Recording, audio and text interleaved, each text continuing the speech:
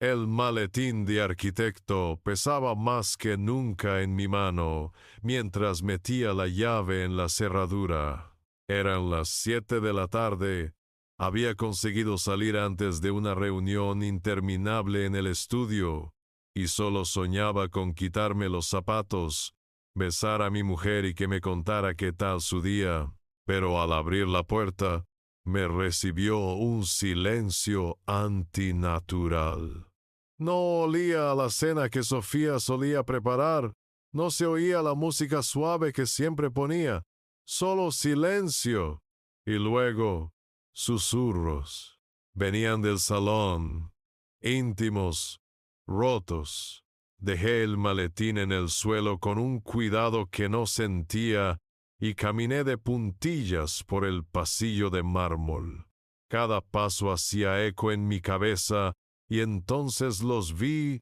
La imagen se grabó a fuego en mi cerebro, un fotograma congelado de la destrucción de mi mundo. Mi mejor amigo Javier, mi hermano, el hombre que conocía desde que teníamos 5 años, estaba de rodillas frente a mi esposa. Le sujetaba ambas manos con una intensidad desesperada. Y Sofía, mi Sofía, lloraba. Sus lágrimas caían silenciosas por sus mejillas mientras lo miraba. La escena no admitía otra interpretación. Era una confesión, una súplica, un momento robado que yo nunca debería haber visto. La sangre me hirvió, un calor furioso que subió desde el estómago hasta la garganta, ahogándome. Era la doble traición, la puñalada por delante y por detrás. ¡Suéltala!, rugí. Mi voz rompió el silencio como un cristal al estallar. Ambos se giraron, sus rostros una mezcla de pánico y sorpresa. Javier se puso en pie de un salto, soltando las manos de Sofía como si quemaran. Mateo, tío, no es. No te atrevas a decir una palabra, le grité, avanzando hacia él. ¿Así es como me pagas 30 años de amistad? ¿De rodillas suplicándole a mi mujer a mis espaldas? Lárgate de mi casa ahora mismo, Javier. Lárgate o juro que no respondo. Sofía corrió hacia mí, aferrándose a mi brazo, temblando de forma convincente. Mateo, cariño, no es lo que parece. Por favor, escúchame. Él no dejaba de insistir.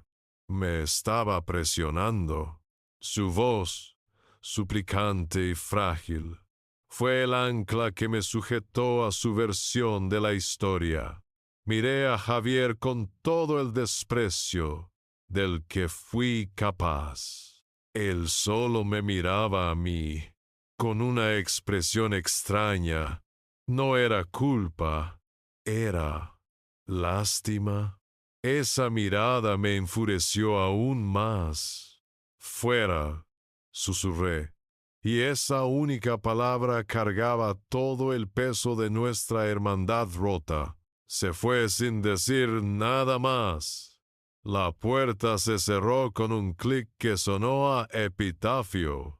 Me quedé ahí, en mitad de mi perfecto salón, en mi perfecta vida, abrazando a mi víctima, sintiéndome su protector, su héroe. El veneno ya corría por mis venas, pero no era el que ella me daba en el té.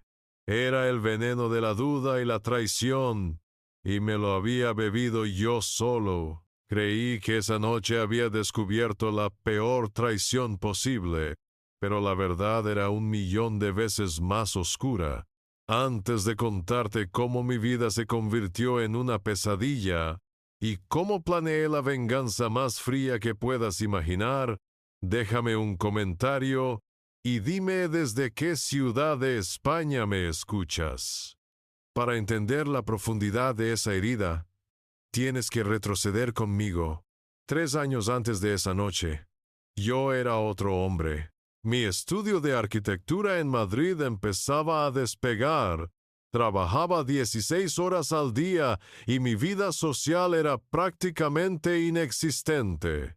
Una tarde de jueves, casi por obligación, fui a la inauguración de una exposición en una pequeña galería del barrio de las Letras. Y allí, en medio de lienzos abstractos y esculturas imposibles, la vi. Era Sofía. No estaba mirando las obras, estaba hablando con el artista. La escuché reír. Una risa suave, inteligente. Hablaba de la luz, de la textura, de la intención detrás del color. No mencionaba el precio ni el potencial de inversión. Solo el arte. Me sentí atraído al instante.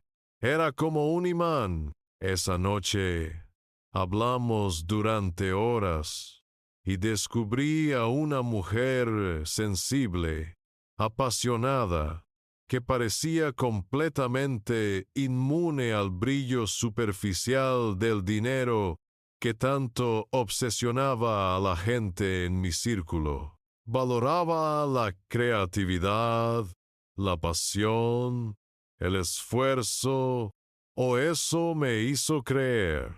El flechazo fue inmediato y total. Unas semanas después, supe que era algo serio y quise presentarla a la persona más importante de mi vida, Javier. Fuimos a tomar unas cañas por la Latina, en una de esas terrazas abarrotadas donde el sol de la tarde lo baña todo de oro. Recuerdo la escena perfectamente. Javier fue educado, le hizo preguntas, sonrió en los momentos adecuados, pero cuando Sofía fue un momento al baño, noté una reserva en su mirada que nunca antes le había visto. ¿Y bien?, le pregunté, esperando su aprobación. Él removió la espuma de su cerveza. «Es encantadora, Mateo», dijo, escogiendo las palabras con cuidado. «Casi demasiado perfecta». En ese momento me reí. Lo atribuí a los celos de un amigo que temía perderme, a esa hermandad posesiva que a veces tenemos los hombres. No quise ver la advertencia que se escondía en ese demasiado perfecta. Nuestro noviazgo fue un torbellino idílico. Cenas románticas que se alargaban hasta la madrugada. Escapadas de fin de semana a la costa de Andalucía. Paseos por Cádiz sintiendo la brisa del mar. Ella era mi refugio. Cuando yo llegaba a casa agotado y estresado por los plazos de entrega y los problemas con los clientes, ella estaba allí, con una copa de vino de Rioja y una paciencia infinita. Me escuchaba, me apoyaba incondicionalmente, me hacía masajes en los hombros y me decía que todo saldría bien. Se convirtió en el pilar que yo no sabía que necesitaba. Nos casamos 1 año y medio después, en una finca preciosa a las afueras de Madrid, rodeados de robles y lavanda. Fue un día de ensueño, sacado de un cuento de hadas. Recuerdo sus votos como si los estuviera escuchando ahora mismo, su voz suave resonando a través del micrófono, mirándome a los ojos. Prometió amarme, respetarme y sobre todo cuidarme en la salud y en la enfermedad. ¡Qué ironía tan cruel! Juró ser mi ancla en la tormenta, sin saber que era ella quien, en silencio, ya estaba convocando al huracán. La luna de miel, como todo en nuestra vida, fue perfecta, pero la realidad del trabajo nos golpeó pronto. El estudio firmó 2 proyectos importantes y los meses siguientes fueron una vorágine de planos, reuniones y noches en vela. Fue entonces, unos 6 meses después de la boda, cuando la primera sombra se cernió sobre nuestro cuento de hadas.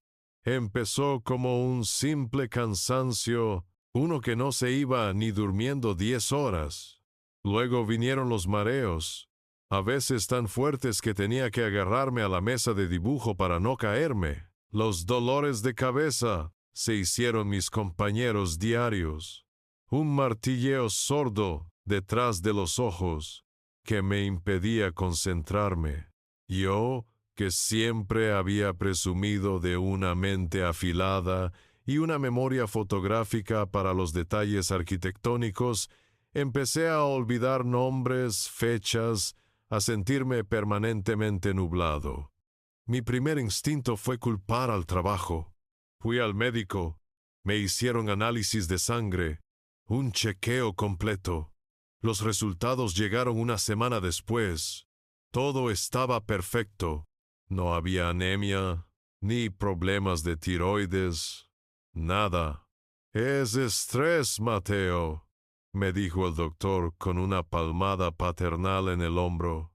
El ritmo que llevas no es sostenible. Tienes que aprender a delegar, a relajarte, o tu cuerpo te pasará una factura más cara. Salí de la consulta frustrado, pero, en cierto modo, aliviado. Era solo estrés. Tenía solución. Cuando se lo conté a Sofía, ella se convirtió en mi ángel guardián. Sus ojos se llenaron de una preocupación tan genuina que me sentí un tonto por haberme asustado. No te preocupes, mi amor, me dijo, tomándome la cara entre sus manos. Yo te voy a cuidar. Y así lo hizo. Su dedicación fue absoluta. Cada mañana me preparaba un batido energético con frutas exóticas y, según ella, superalimentos. Cada noche, antes de dormir, me llevaba a la cama un té de hierbas relajantes. Una receta de su abuela que, aseguraba, me ayudaría a descansar de verdad. Su cuidado era mi bálsamo. Javier, sin embargo, no lo veía igual. Venía a casa a menudo, al principio, y me miraba con el ceño fruncido.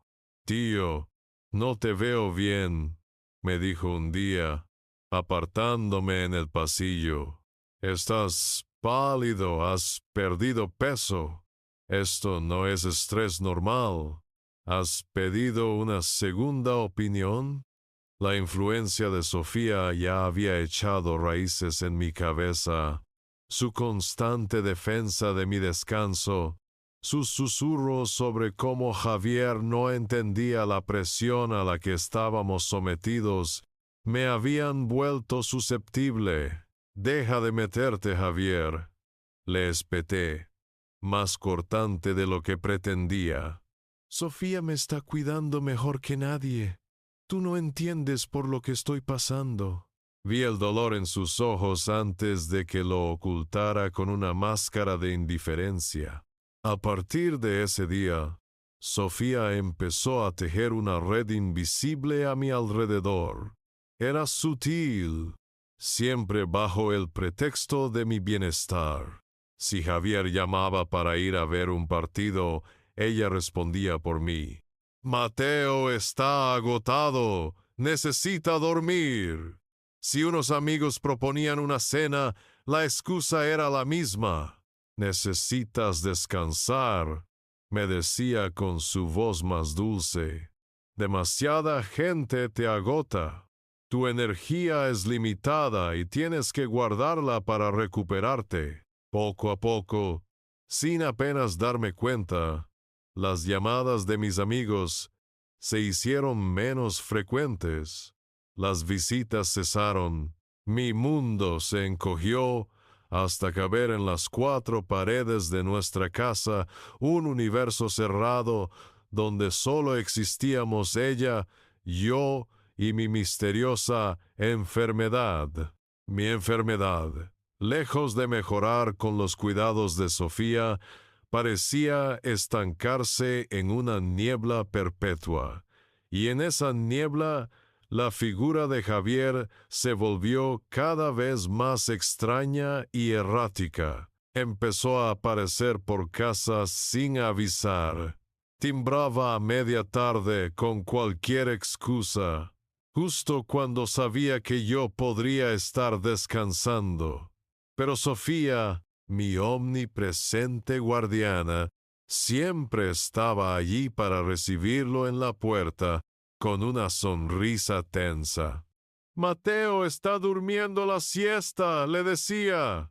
«Oh, justo ahora se encontraba mal, no es buen momento». Él insistía, intentando asomarse por encima de su hombro para verme, y yo, desde el sofá, solo percibía fragmentos de conversaciones tensas en la entrada.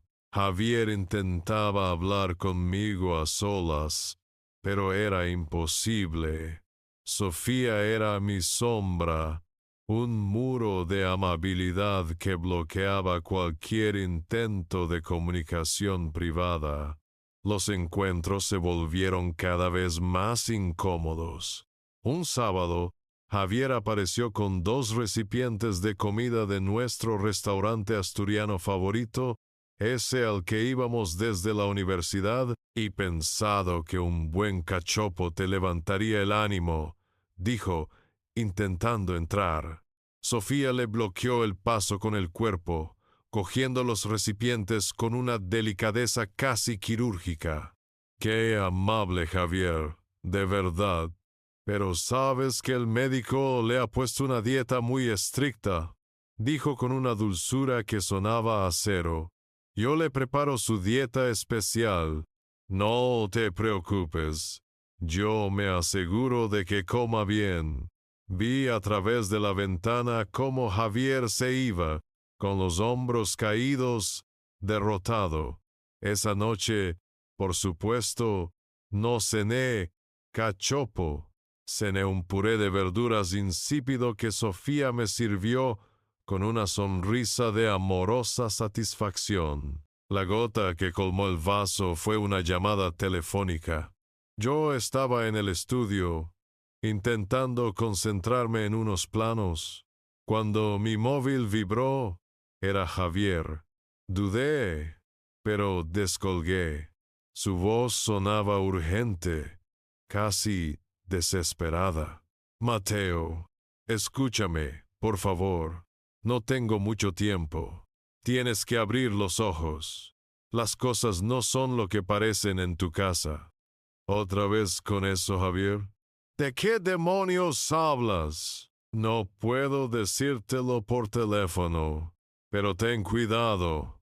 Por favor, tío, ten mucho cuidado». No le dejé terminar. La furia, alimentada por mi debilidad y por las constantes insinuaciones de Sofía, explotó. «Estoy harto de tus acertijos y de tus visitas. Si tienes algo que decir, dilo claro o déjame en paz». Y colgué, con el corazón martilleándome en el pecho. Esa misma noche, Sofía encontró el momento perfecto para dar su estocada final.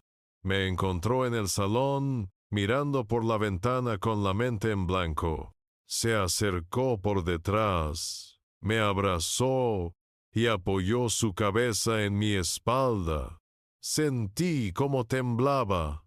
«¿Qué pasa, mi amor?», le pregunté. Ella tardó en responder, y cuando lo hizo, su voz era un susurro roto por el miedo. «Cariño, tengo que decírtelo. Me da miedo, Javier». Se separó y me miró con los ojos muy abiertos, llenos de una angustia perfectamente fingida. «Me mira de una forma muy rara cuando no estás. Hoy, cuando ha llamado, su voz. No sé, Mateo. Creo que está obsesionado conmigo». Cada palabra fue un clavo en el ataúd de mi amistad. Todo encajó en la narrativa tóxica que ella había construido. Las visitas, las llamadas, la insistencia, no eran por mí. eran por ella. La enfermedad me tenía débil, confundido, incapaz de pensar con claridad, y en ese estado vulnerable, le creí ciegamente. Mi amigo de toda la vida, el hermano que elegí, se transformó en mi mente en una amenaza, un depredador que acechaba a mi indefensa esposa.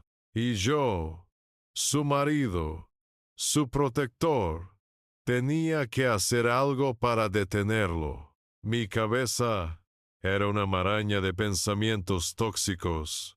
La paranoia hacia Javier se había convertido en una certeza. Cada vez que sonaba el teléfono, me tensaba, esperando que fuera él. Evitaba salir. Y si lo hacía, miraba por encima del hombro. Mi mundo era un castillo asediado, y Sofía era la reina a la que debía proteger.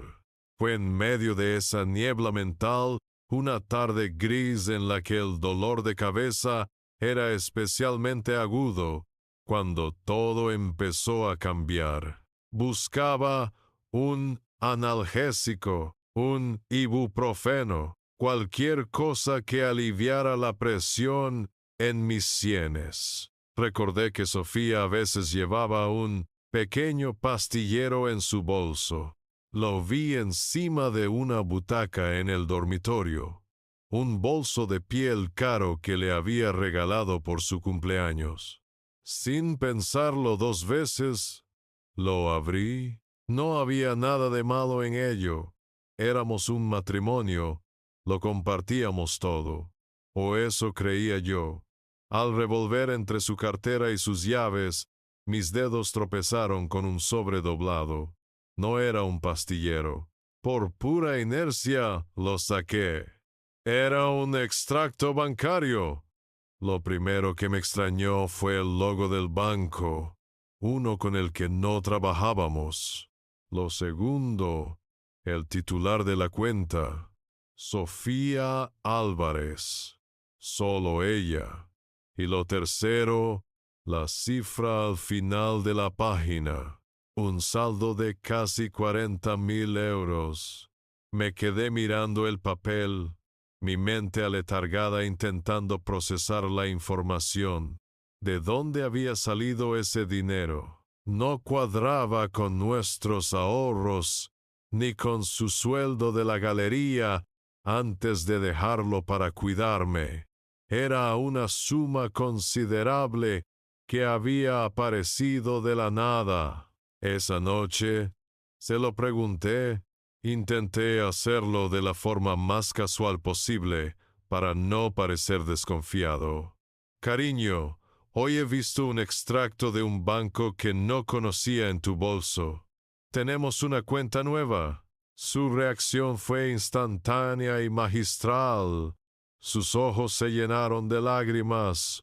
Su labio inferior empezó a temblar y se derrumbó en un sollozo desconsolado. Se me encogió el corazón. Me sentí como un monstruo por haberla hecho llorar.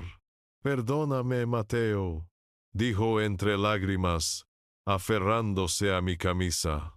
Es un fondo de emergencia que mis padres me dieron por si algo malo pasaba. Juntaron todos sus ahorros. No te lo dije para no preocuparte. Con todo lo de tu enfermedad, pensé que ya tenías suficiente en la cabeza. Quería que fuera una red de seguridad para nosotros, por si tu salud empeoraba. Su explicación era perfecta, conmovedora. Apelaba a mi culpa, a su papel de cuidadora, a su amor incondicional. La abracé, la tranquilicé, le pedí perdón por haber dudado, y una parte de mí, la parte enferma y dependiente, le creyó.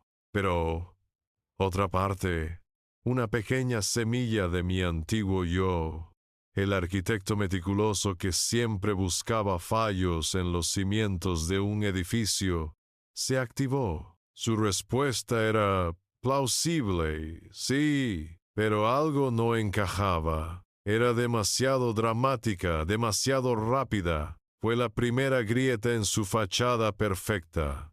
Esa duda, por pequeña que fuera, se instaló en mi mente y se negó a desaparecer.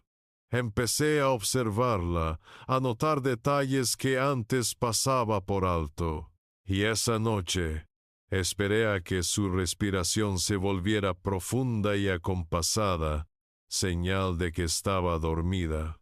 Con un sigilo que me sorprendió a mí mismo, me levanté de la cama. A pesar de mi debilidad, me senté frente al ordenador en mi despacho, con la luz de la pantalla como única confidente. Entré en nuestra cuenta bancaria conjunta, esa que no había revisado en meses porque ella se encargaba de todo, y allí estaba. No era una gran transferencia, no era un desfalco obvio, eran pequeños traspasos, casi invisibles.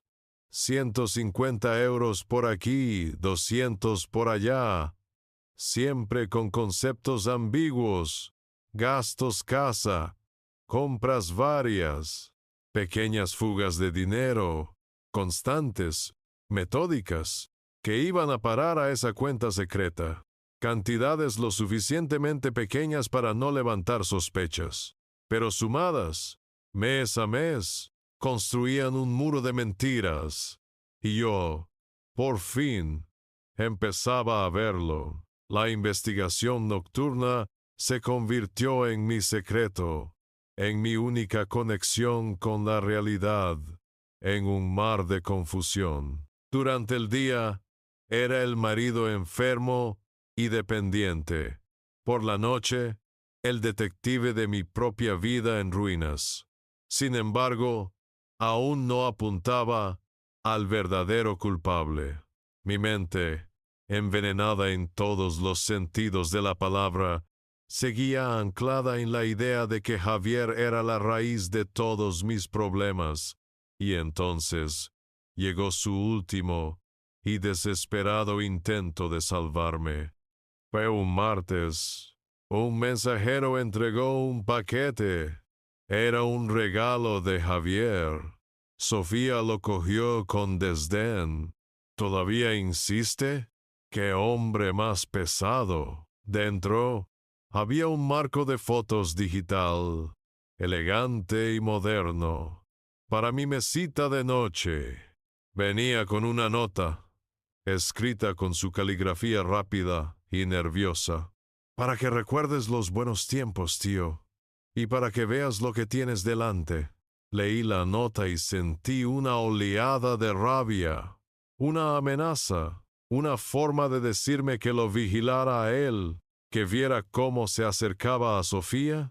Es un cínico, le dije a mi mujer enseñándole la nota.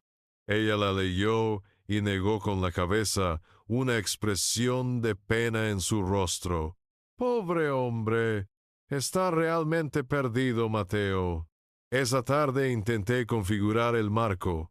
Quería cargarlo con fotos antiguas nuestras, de antes de que todo se torciera, como un desafío silencioso. Pero el aparato parecía no funcionar bien. La pantalla parpadeaba. El menú era confuso. Frustrado, le di la vuelta para buscar el número de serie y fue entonces cuando lo vi. Un pequeño orificio, casi imperceptible, junto al sensor de infrarrojos, y al presionar una esquina del marco que parecía un poco suelta, una diminuta tapa se abrió, revelando una ranura para una tarjeta micro SD y una lente del tamaño de una cabeza de alfiler. Era una cámara espía. Mi primer impulso fue un torbellino de furia. Lo sabía. El desgraciado me estaba espiando.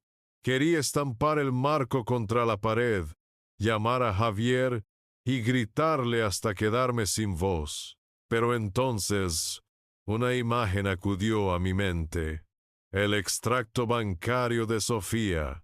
los pequeños traspasos, la duda, esa pequeña grieta en su fachada perfecta, me detuvo. El odio hacia Javier luchó contra la incipiente sospecha hacia mi mujer. ¿Y si la cámara no era para vigilarme a mí? ¿Y si era para que yo viera algo? Tomé una decisión que lo cambiaría todo. No iba a destruir la cámara, iba a usarla. Le diría a Sofía que no funcionaba, que la guardaría para llevarla a reparar. Creía que mi plan era pillar a Javier, quizá grabarlo merodeando por la casa o enviándole un mensaje a Sofía. Conecté la cámara, la configuré y esa noche la coloqué en la estantería del salón. Tenía un ángulo perfecto que cubría la entrada y, sobre todo, la barra de la cocina donde Sofía preparaba mis bebidas cada mañana. Al día siguiente, fingí sentirme peor que nunca. Apenas salí de la cama. Ella me cuidó con su esmero habitual. Me trajo el té, el batido, la comida. Esperé con una ansiedad febril a que saliera por la tarde a hacer unos recados. En cuanto la oí cerrar la puerta, corrí al salón, saqué la tarjeta de memoria y la metí en mi portátil.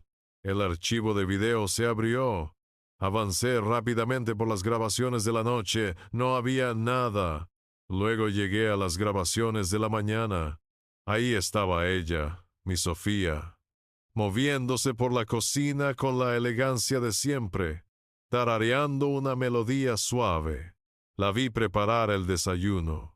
Luego cogió mi taza favorita, se acercó a la despensa y en lugar de coger una de las cajas de té, estiró la mano hacia el fondo, detrás de un bote de arroz. Sacó un pequeño frasco de cristal oscuro, sin etiqueta. Lo abrió y con un pulso firme, con una naturalidad que me revolvió el estómago, vertió 3 gotas de un líquido espeso en mi té. Lo removió, devolvió el frasco a su escondite y me llevó la taza a la habitación con una sonrisa radiante. La vi hacerlo, la vi envenenarme, la vi con una frialdad metódica, un acto desprovisto de cualquier emoción. No había odio en su cara, ni rabia, solo rutina, como quien le echa azúcar al café. Me quedé paralizado, mirando la pantalla. La sangre se me había helado en las venas. El mundo se detuvo. Cada gesto de amor, cada palabra de consuelo, cada caricia de los últimos meses se convirtió en ceniza en mi memoria. No era mi cuidadora, era mi verdugo. Y yo, ciego y estúpido, la había estado defendiendo. Rebobiné el video, le di al play, lo vi otra vez, y otra, y una cuarta vez. Buscaba un fallo, un detalle que me dijera que estaba equivocado, que mi mente enferma me estaba jugando una mala pasada, pero no había fallo. La imagen era nítida, la acción inequívoca. No era posible. La mujer que me susurraba, "Te quiero por la noche", era la misma que calculaba las gotas que me matarían lentamente por la mañana. La negación fue una ola que me golpeó con fuerza, dejándome sin aire, me ahogaba. Sentado en la penumbra de mi propio despacho, me ahogaba en la comprensión de que cada beso, cada abrazo, cada "¿Cómo te encuentras, mi amor?" no era un acto de cuidado. Era la firma de un asesino en su obra. Cada té de hierbas era un arma, cada batido una trampa. Mi matrimonio no era un refugio, era mi corredor de la muerte. Y entonces, como un relámpago en la oscuridad, todo empezó a encajar. Las piezas del puzzle, que habían estado esparcidas y sin sentido, volaron a su sitio con una claridad aterradora. Mi cansancio extremo, los mareos que los médicos no podían explicar, mi creciente aislamiento del mundo, el comportamiento errático de Javier, sus apariciones, sus llamadas desesperadas, el repentino interés de Sofía por nuestras finanzas, el extracto bancario escondido en su bolso. Todo cobró un sentido macabro. Javier no estaba intentando seducirla, estaba intentando salvarme. Y yo, en mi estúpida ceguera, lo había tratado como a un traidor, mientras le abría la puerta cada noche al verdadero monstruo. Mis manos temblaban tanto que apenas podía sujetar el teléfono. Busqué su nombre en mi agenda. Javier, el nombre que había mirado con odio durante semanas. Marqué. El tono de llamada sonó 1, 2, 3 veces. Pensé que no lo cogería, que lo había perdido para siempre. Diga. Su voz sonaba cautelosa, distante. Tragué saliva, pero mi garganta estaba tan seca que las palabras apenas salieron. Fue un susurro roto, la voz de un fantasma. Tenías razón, conseguí decir. Javier, tenías razón. Lo he visto. Hubo un silencio al otro lado de la línea. No fue un silencio de confusión, sino de comprensión. «Voy para allá», dijo. No le corté.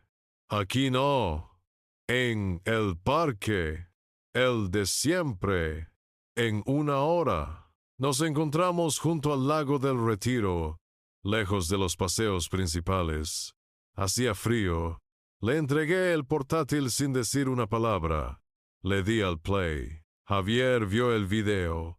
Su rostro impasible al principio. Luego su mandíbula se tensó y un músculo empezó a contraerse en su mejilla. Cuando la grabación terminó, cerró el portátil con un golpe seco. No me miro a mí. Miro al agua oscura del lago. Lo sabía, dijo, con la voz cargada de una rabia contenida. Ese monstruo. ¿Cómo? Fue lo único que pude preguntar. Empecé a sospechar hace meses, confesó.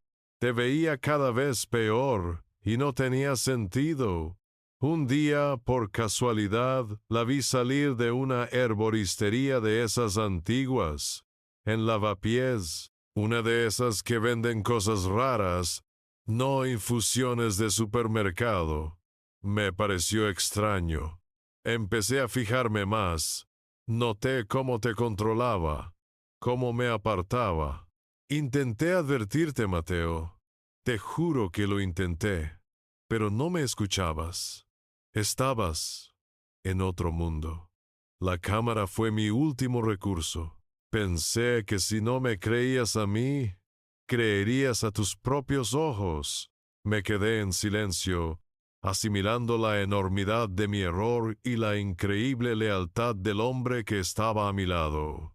El dolor por la traición de Sofía era un océano, pero el dolor por haber traicionado a mi amigo era una daga afilada. Y en ese instante, en medio del frío de Madrid, algo dentro de mí cambió. La tristeza se congeló, el shock se solidificó, el dolor se transformó en un bloque de hielo, una frialdad glacial que me recorrió por dentro, apagando todo lo demás. Ya no era una víctima temblorosa, era un hombre al que le habían quitado todo y que ahora tenía un único propósito. Miré a Javier, y él debió ver el cambio en mis ojos, porque me sostuvo la mirada. No la voy a confrontar, le dije, y mi voz sonó extraña, metálica. desprovista de emoción. No le voy a dar esa satisfacción. La voy a destruir. Y tú, hice una pausa, tú me vas a ayudar. Javier asintió. Su rostro era un reflejo de mi propia determinación helada. A partir de ese momento, me convertí en un actor, el mejor actor que he sido en mi vida. Volví a casa esa noche y representé mi papel a la perfección. Era el marido roto, devastado por la traición de su mejor amigo, y ahora más dependiente que nunca del amor de su esposa. Ella se bebió mi actuación, satisfecha. Me consoló, me acarició el pelo y me dijo que ahora estábamos solo los dos, juntos contra el mundo. Comenzó el contraataque silencioso. Cada mañana aceptaba su taza de té con una mano temblorosa. La miraba a los ojos, le daba las gracias y fingía dar un sorbo mientras ella me observaba. En cuanto se daba la vuelta para preparar su propio café, yo caminaba con lentitud hacia el salón y con un movimiento rápido y disimulado, vertía el contenido tóxico en la tierra de un gran ficus que teníamos junto a la ventana. Me preguntaba cuánto tardaría la planta en morir. Empecé a fingir que mis síntomas empeoraban. Exageraba los mareos. Me quejaba de una niebla mental más densa. A veces fingía quedarme dormido en el sofá a media tarde. Quería que se sintiera segura, que creyera que su plan avanzaba sin contratiempos, que yo era un cordero camino al matadero. El siguiente paso era conseguir pruebas médicas irrefutables. Obviamente, no podía ir a ningún hospital de Madrid. Javier fue mi salvación. Un miércoles le dije a Sofía que Javier me había llamado arrepentido para devolverme unos libros del estudio y que los recogería en un café cercano para no tener que verlo. Era la excusa perfecta. En lugar de ir al café, me subí al coche de Javier y condujimos hasta un laboratorio privado en Toledo. El viaje fue silencioso, ambos perdidos en la gravedad de lo que estábamos haciendo. Pide un análisis toxicológico completo, me instruyó Javier.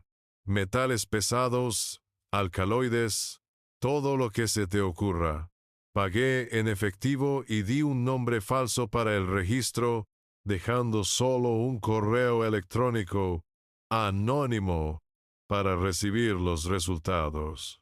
Con el video en nuestro poder y los análisis en camino, contactamos con una abogada, no una cualquiera. Elena Vargas, me dijo Javier. Es la mejor penalista de Madrid. Es dura, implacable y odia a los maltratadores. La oficina de Elena estaba en la calle Serrano, un despacho sobrio y elegante. Era una mujer de unos 50 años, con una mirada tan afilada que sentí que podía ver a través de mi actuación. Le contamos la historia. Luego le mostré el video en mi portátil. Lo vio una vez, en silencio. Luego pidió verlo de nuevo. Al terminar la segunda visualización, se quitó las gafas, las limpió lentamente y nos miró. Su incredulidad inicial se había transformado en un profesionalismo gélido. Señor arquitecto, dijo con una voz firme, lo que usted tiene aquí no es un drama conyugal. Esto es intento de homicidio. La crudeza de sus palabras me golpeó, a pesar de que yo ya lo sabía. Elena Vargas nos dio instrucciones claras. ¿Tienen un seguro de vida? Fue una de sus primeras preguntas. La verdad es que apenas lo recordaba. Esa noche, busqué los papeles en la caja fuerte. Y allí estaba la prueba definitiva de su motivación. Hacía apenas 4 meses, Sofía me había convencido para aumentar la póliza. Nunca se sabe, cariño. Con tu salud tan delicada, es mejor ser previsores, me había dicho. La cobertura había pasado de 200,000 a 1,000,000 de euros. Y la beneficiaria, que antes estaba a nombre compartido con mis padres, ahora la tenía a ella. Única y exclusivamente a ella. Necesitamos más, nos dijo la abogada en nuestra siguiente reunión. El video es una prueba potentísima, pero si podemos grabarla hablando de sus planes, de su motivación, el caso será indestructible. Y así, planeamos el último paso de nuestra recolección de pruebas. Un fin de semana, mientras Sofía estaba fuera en un supuesto retiro de yoga, que luego descubrí que fue una escapada a un hotel de lujo, Javier vino a casa. Durante horas, trabajamos como 2 agentes secretos en nuestra propia casa, instalando micrófonos ocultos y 2 cámaras más, una en el dormitorio y otra en mi despacho. El pulso me temblaba mientras taladraba un agujero minúsculo en una estantería. Estábamos cruzando una línea de la que no había retorno. No solo buscábamos justicia, estábamos construyendo una jaula. Y necesitábamos que ella misma entrara y cerrara la puerta por dentro, con todas las piezas en su sitio, las cámaras grabando, los micrófonos escuchando. Era hora de montar el escenario para el acto final de mi engaño. Tenía que eliminar la última variable que a ella le preocupaba. Javier. Necesitaba que creyera que yo mismo lo había expulsado de nuestras vidas para siempre. Una mañana, después de verter su veneno diario en el ficus, me dejé caer en el sofá con un gemido teatral. Ella acudió al instante, su rostro una máscara de solícita preocupación. «Mateo, ¿qué ocurre? ¿Te encuentras peor?» La miré con los ojos entornados, fingiendo una debilidad extrema. «Es Javier, Sofía», susurré. «No para. Me ha llamado otra vez. Me envía mensajes. Siento que me está acosando, que te está acosando a ti a través de mí. No puedo más. Estoy demasiado débil para lidiar con esto. Necesito tu apoyo, mi amor. Necesito que estés a mi lado cuando ponga fin a esto de una vez por todas». Vi un brillo de triunfo en sus ojos, una chispa fugaz que ocultó rápidamente tras una expresión de compasión. «Por supuesto, cariño», dijo, acariciándome la frente. «Haré lo que sea. Estoy contigo. Tienes que ser fuerte». Esa tarde, con ella revoloteando nerviosamente por el salón, cogí el teléfono. Era el momento. Marqué el número de Javier y puse el altavoz, asegurándome de que ella pudiera oír cada palabra. «Javier», dije, mi voz cargada de una ira fría y contenida que no me costó fingir. «Estoy harto. Se acabó. Tenemos que hablar. Ven a casa. Ahora. Pero ven solo. Y que sea la última vez que te acercas a mi familia. ¿Entendido?» Colgué antes de que él pudiera responder. Sofía me miró, una mezcla de miedo y admiración en su rostro. «¿Estás seguro, Mateo? No quiero que te alteres». «Hay que hacerlo», sentencié, y me retiré al despacho, a descansar antes de que llegara, dejándole el escenario principal para ella. Desde mi despacho, con la puerta entreabierta, escuché el timbre, escuché cómo Sofía abría, y luego el silencio. Me asomé lo justo para ver, para ser el director de mi propia tragedia. Y entonces Javier ejecutó su papel a la perfección. Entró en el salón y se arrodilló ante ella. Tal y como habíamos planeado, le cogió las manos. Su voz, que yo sabía que estaba siendo grabada, sonó desesperada y rota. Por favor, Sofía, para allá, le suplicó. Le estás matando. Mírale, está consumido. Todavía estás a tiempo de detener esto. Deja a Mateo en paz.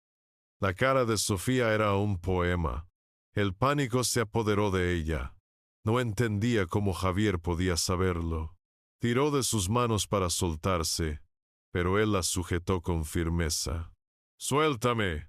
¡Estás loco!», siseó ella. Esa era mi señal. Salí del despacho cronometrando mi entrada para el momento de máxima tensión. La imagen era exactamente la que había visto en mis pesadillas, pero esta vez yo era el que movía los hilos. «¡Suéltala!», rugí. La escena que siguió fue una repetición exacta de la noche que había iniciado mi descenso al infierno, pero ahora cada palabra, cada gesto era una mentira calculada. Mi furia era una actuación, mi dolor una farsa. Cuando eché a Javier de casa, gritándole que era un traidor y que no quería volver a verlo en mi vida, no estaba rompiendo una amistad, la estaba sellando con un juramento de sangre. Él se fue, interpretando al amigo derrotado y expulsado. Y Sofía, mi dulce y asesina Sofía, corrió a mis brazos temblando. Pero esta vez sus temblores no eran de miedo a Javier, sino de alivio. Me abrazó con fuerza, y yo se la devolví, sintiendo el frío de su piel contra la mía. En su mente acababa de presenciar cómo yo mismo eliminaba el último obstáculo para sus planes, la única persona que sospechaba de ella. En ese momento ella creía que tenía el control total y absoluto. Confiaba en mi debilidad, en mi amor ciego. Y esa confianza era la soga con la que muy pronto ella misma se ahorcaría. Con Javier fuera del mapa, Sofía debió sentir que la partida de ajedrez estaba ganada. Había protegido a su rey ella misma y eliminado a la única pieza que amenazaba su estrategia. Ahora solo quedaba el jaque mate final. Esperó unos días probablemente para que el drama de la expulsión de Javier se asentara y para que yo me sintiera aún más aislado y vulnerable. Y entonces, una noche, mientras yo estaba tumbado en el sofá fingiendo un agotamiento profundo, se sentó a mi lado en el borde, con esa expresión de grave preocupación que ya había perfeccionado. «Mi amor», empezó, su voz un susurro de seda. «He estado pensando mucho, y me duele verte así. Estás cada vez peor». Me pasó una mano por la frente, como si me tomara la temperatura. «Los médicos no dan con la tecla, solo dicen estrés, estrés, pero esto es algo más». Y mientras tanto, el estudio, las cuentas, todo se está resintiendo. Creo que deberíamos tomar medidas serias, Mateo. Por tu bien. Yo la miré desde mi letargo fingido, levantando la cabeza con esfuerzo. ¿Qué tipo de medidas? Fue entonces cuando sacó de una carpeta una pila de documentos.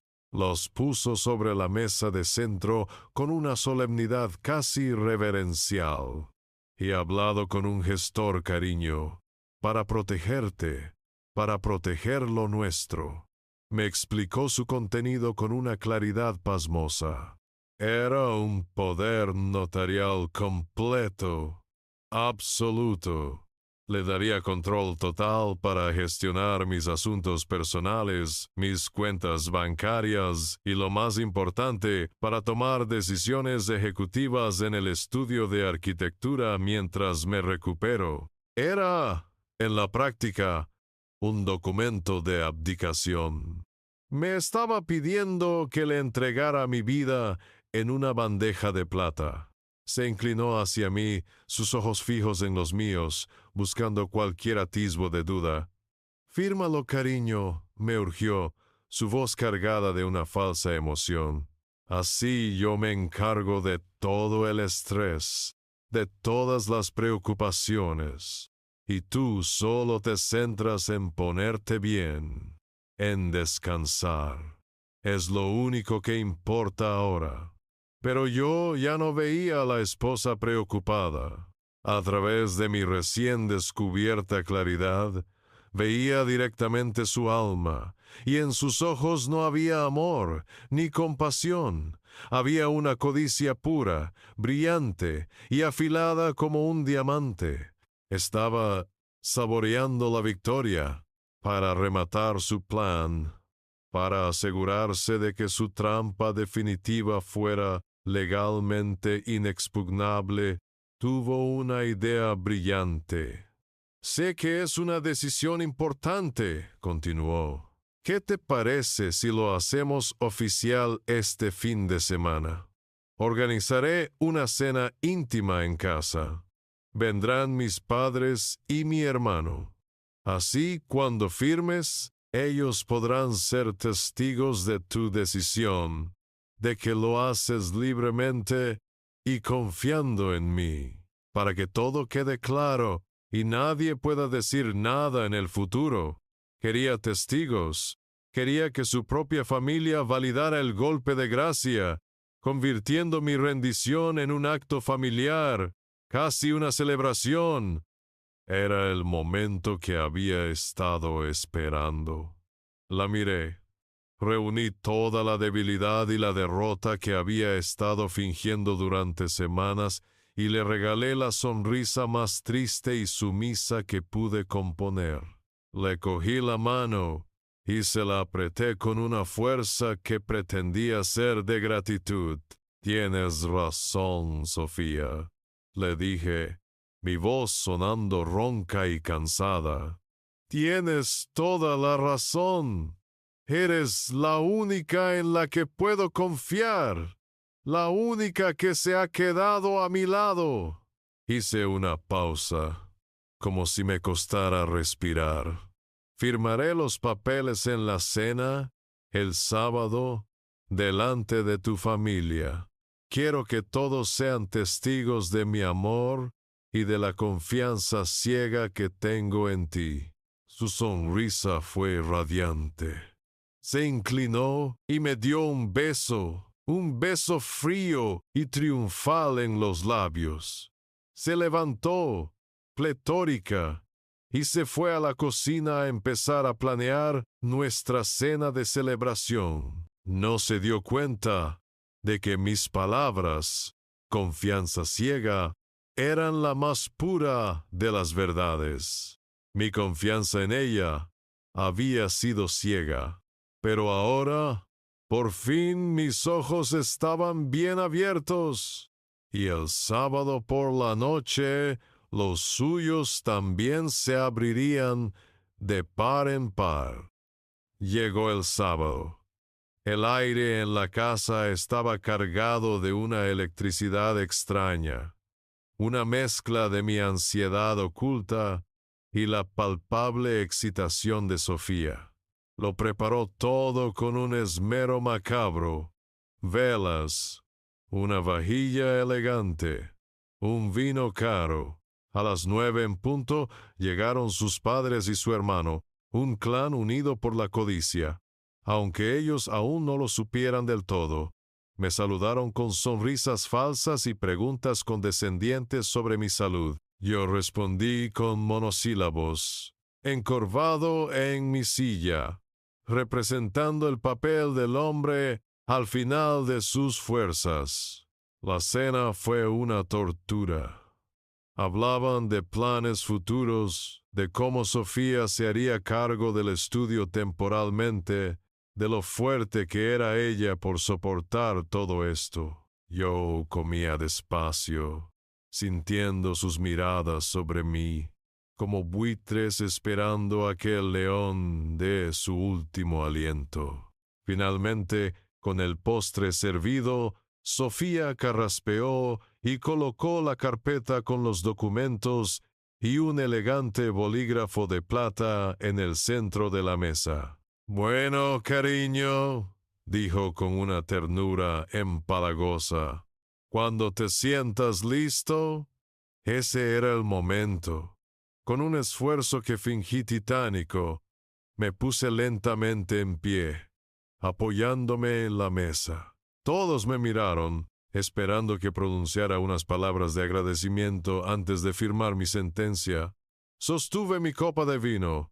«Quisiera proponer un brindis», dije, mi voz sonando deliberadamente débil. «Un brindis por mi esposa, Sofía». Todos levantaron sus copas, sonriendo. «Por la esposa más». Hice una larga pausa, saboreando el momento paciente y calculadora que he conocido. Las sonrisas vacilaron un instante, confundidas por el adjetivo. Antes de que pudieran reaccionar, continué, mi voz ganando fuerza, y por sus infusiones especiales, esas que con tanto amor me ha preparado cada noche. Mientras decía eso, metí la mano debajo de la mesa y saqué el pequeño proyector que Javier había instalado esa misma tarde. Lo encendí. Un haz de luz cortó la penumbra y, en la pared blanca del comedor, apareció una imagen nítida. Era nuestra cocina, era Sofía, era el frasco sin etiqueta, eran las 3 gotas cayendo en mi té. El silencio fue absoluto, denso, pesado. Se podía oír el zumbido del proyector. El tenedor del hermano de Sofía cayó sobre su plato con un ruido metálico que resonó como un disparo. Su padre se quedó con la boca abierta. Su madre se llevó una mano al pecho. Y Sofía se puso pálida como el papel de los documentos que tenía delante. ¿Qué es eso?», balbuceó. «Eso es un montaje. Es una mentira. Mateo, estás delirando. Tu enfermedad te hace ver cosas». «Ah, delirando», respondí, y por primera vez en meses mi voz sonó firme, clara, llena de una autoridad que había olvidado que poseía. Dejé la copa en la mesa y saqué otra carpeta de debajo de mi silla. «Entonces quizá estos delirios te suenen más». Saqué la primera hoja y la deslicé sobre la mesa hacia ellos. Resultados del laboratorio toxicológico de Toledo. Altos niveles de un alcaloide vegetal poco común en mi sangre. El mismo que, casualmente, se encuentra en las hierbas que compraste en esa pequeña tienda de lavapiés. Saqué otra hoja. La póliza de mi seguro de vida, aumentada a 1.000.000 de euros hace 4 meses, con una única beneficiaria, tú. La cara de Sofía se descomponía por momentos. El color había desaparecido por completo, dejando una máscara de pánico. «Y para terminar», dije, sacando mi teléfono móvil y conectándolo a un pequeño altavoz, «una de nuestras íntimas conversaciones nocturnas». Pulsé el play. La voz de Sofía, clara y nítida gracias a los micrófonos de Javier, llenó el comedor. Era una llamada con una amiga suya. «Sí, está cada vez más débil», decía su voz grabada. «El médico no sospecha nada. Cree que es estrés. Un poco más y firmará los papeles. Con el poder notarial y el seguro de vida, todo estará solucionado. Solo necesito un poco más de paciencia. El caos estalló. Su madre soltó un grito ahogado. Su hermano se levantó de golpe, tirando la silla. Y Sofía, viéndose acorralada, sin escapatoria, me miró. Pero ya no había amor, ni falso cuidado, ni mentiras, solo un odio puro y desnudo. Esa grabación es ilegal. Está sacada de contexto, tartamudeó su hermano Daniel, poniéndose en pie. Mi hermana nunca. ¿Nunca qué, Daniel? Le corté. Mi voz tranquila era un bisturí en la tensión del ambiente. Nunca me envenenaría lentamente mientras me sonreía, o nunca subiría mi seguro de vida a sus espaldas. Las pruebas son abrumadoras, y lo sabes. Su hermano se desinfló, volviendo a caer en su silla. Sus padres parecían haberse encogido, dos figuras grises y patéticas que no sabían dónde meterse, evitando mi mirada a toda costa. El silencio de su complicidad era un grito. Toda la rabia, todo el dolor de los últimos meses se desvaneció, dejando paso a una última pregunta, una necesidad casi clínica de entender el porqué. Miré a Sofía, que me observaba con los ojos inyectados en sangre, respirando agitadamente. Antes de llamar a la policía, Sofía, dije con una calma que me sorprendió a mí mismo, quiero que me digas una cosa. ¿Por qué? No esperaba una respuesta coherente. No esperaba remordimiento. Pero lo que recibí fue la erupción de un volcán de odio y resentimiento que había estado latente bajo su piel de porcelana. ¿Por qué? Gritó, su voz rasgándose en una carcajada histérica y terrible. Porque lo merecía. Porque me pasé la vida viendo a gente como tú tenerlo todo sin esfuerzo mientras yo luchaba por cada migaja. Merecía tu vida, tu dinero, tu estúpido estudio de arquitectura. Se puso en pie, barriendo la mesa con el brazo, tirando copas y platos al suelo en un arrebato de furia. Tú no te enteras de nada, Mateo. Siempre en tu mundo de líneas y ángulos, ciego a la realidad. Yo te di una vida perfecta y tú eras demasiado débil para mantenerla. Solo estaba tomando lo que era mío por derecho, su verdadera cara. Por fin, no había ni rastro de la mujer dulce y culta de la que me enamoré. Solo una codicia monstruosa, un pozo sin fondo de envidia.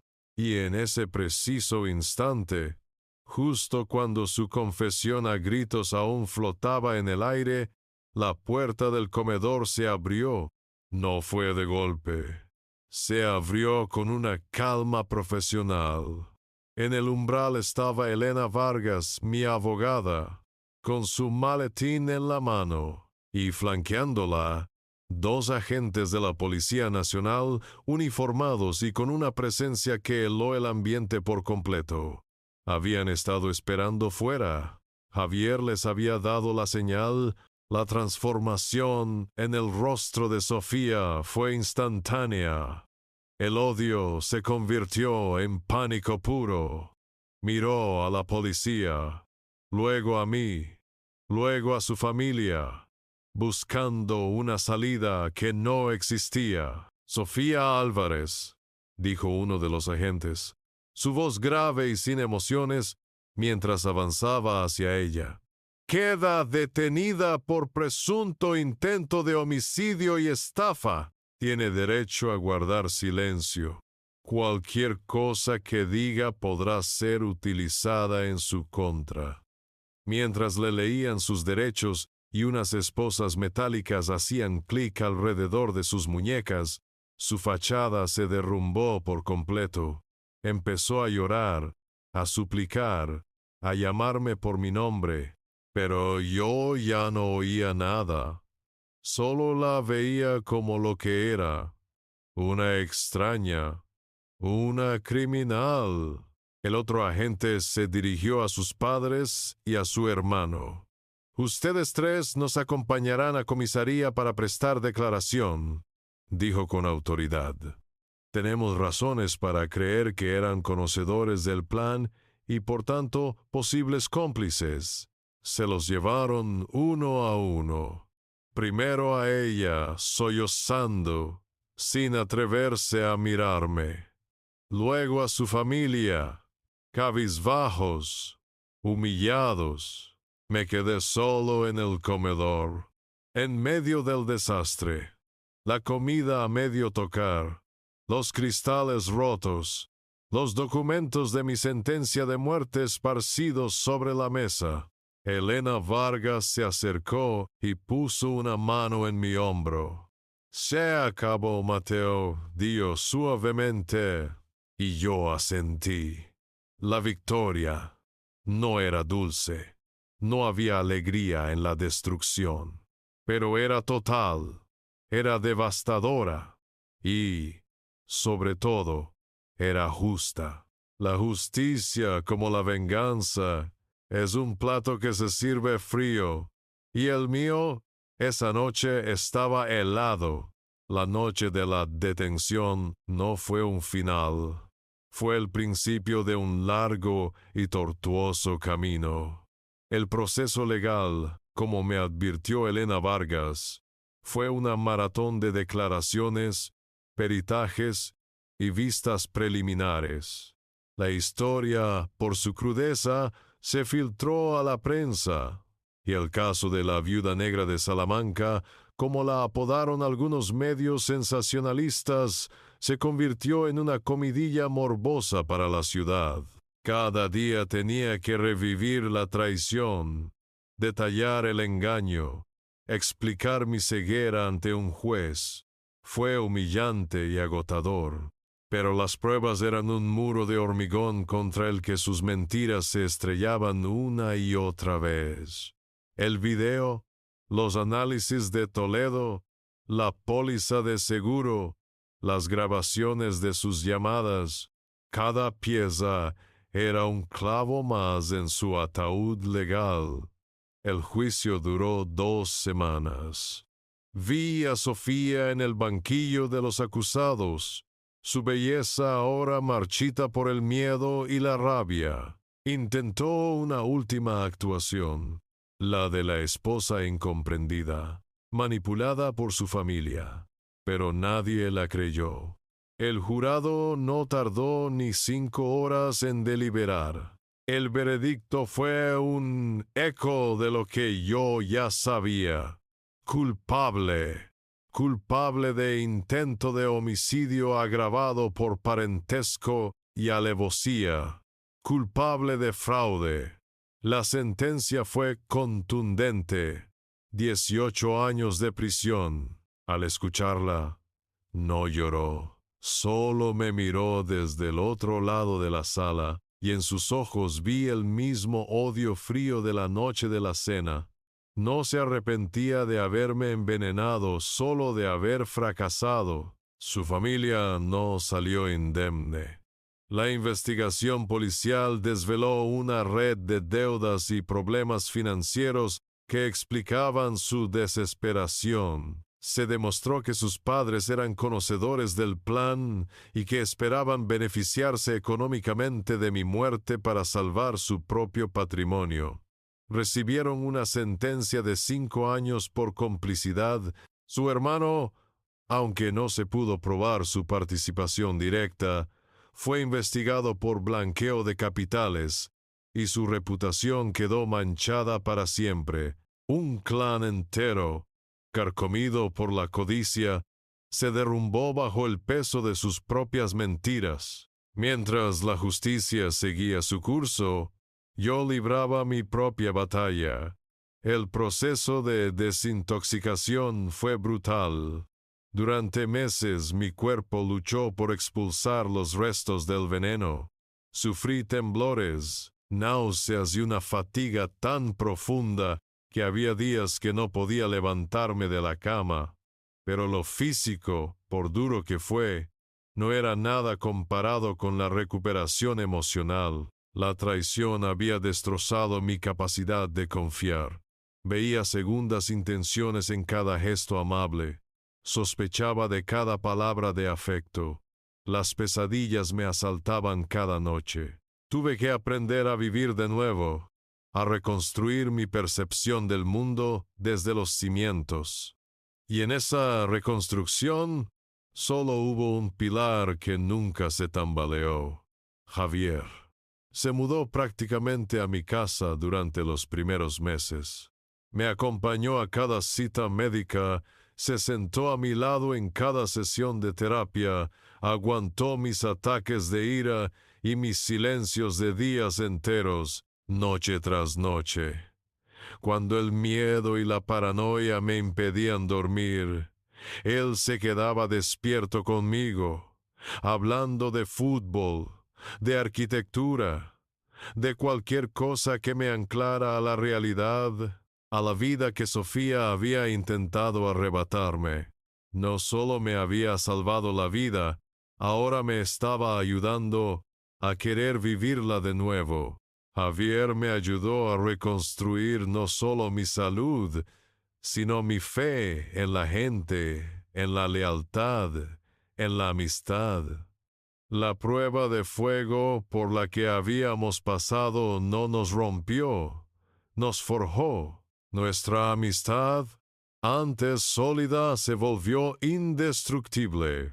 Una vez que las sentencias fueron firmes y el polvo legal comenzó a sentarse, me di cuenta de que la verdadera reconstrucción apenas había comenzado.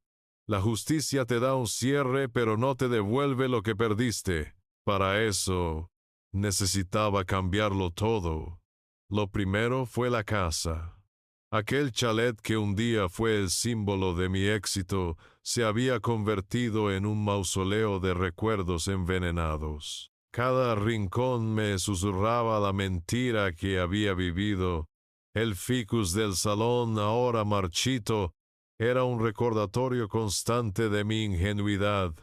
Puse la casa en venta y no miré atrás. Con el dinero, compré un lugar que era la antítesis de mi vida anterior, un ático en el corazón de Madrid, con una terraza que se abría al cielo y paredes de cristal que inundaban todo de luz. Necesitaba aire, luz y un lugar donde no hubiera fantasmas. Mi estudio de arquitectura fue el siguiente desafío. Mi primer impulso fue venderlo, deshacerme de la fuente de estrés que había servido como coartada perfecta para mi envenenamiento. Sentía que mi ambición me había hecho vulnerable, pero Javier me hizo ver las cosas de otra manera. No dejes que ella te quite también tu pasión, Mateo, me dijo. Y tenía razón. En lugar de venderlo, lo transformé. Reduje el equipo. Rechacé los grandes proyectos corporativos que me robaban el alma y empecé a aceptar solo trabajos que me inspiraran. La rehabilitación de un edificio antiguo, el diseño de una casa para una familia joven, proyectos con alma. Mi estudio se hizo más pequeño, menos rentable, pero infinitamente más personal y satisfactorio. Las heridas más profundas, sin embargo, no eran visibles. El trauma de la traición me había dejado una cicatriz en el alma. Con la insistencia de Javier, empecé a ir a terapia.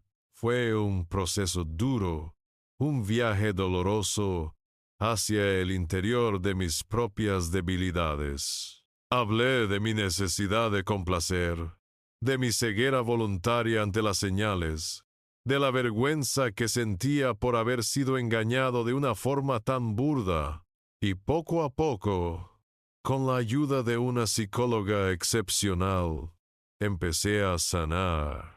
Aprendí a establecer límites, a decir no. Aprendí que la confianza no se regala, se gana. Y, lo más importante, aprendí a escuchar de nuevo esa voz interior, mi instinto, esa que había ignorado por miedo a romper mi imagen de una vida perfecta. Volver a la vida social fue como aprender a caminar de nuevo. Al principio cada sonrisa me parecía una máscara, cada gesto amable una posible manipulación, pero forcé a mi corazón a no cerrarse del todo. Con mucha más cautela, empecé a salir. No buscaba un nuevo amor, solo recuperar la normalidad. Conocí a gente nueva a través de mi trabajo transformado, artistas, artesanos, personas que como yo, valoraban más la autenticidad que el éxito. Forjé amistades genuinas, basadas en conversaciones honestas y afinidades reales, no en apariencias, y así, mañana tras mañana, la vida empezó a sentirse bien, liera, mía. El verdadero momento de la victoria no fue en un juzgado, ni el día que vi a Sofía esposada. La verdadera paz la encontré un martes cualquiera, casi 2 años después de aquella cena infernal. Me desperté temprano. El sol de la mañana entraba a raudales por los ventanales de mi ático. Me preparé un café, yo mismo, sintiendo el calor de la taza en mis manos. Salí a la terraza. Abajo, Madrid despertaba con su murmullo familiar. Pero allí arriba, en mi pequeño oasis, solo había silencio. Apoyé los codos en la barandilla, sentí la brisa fresca en la cara y di un sorbo al café.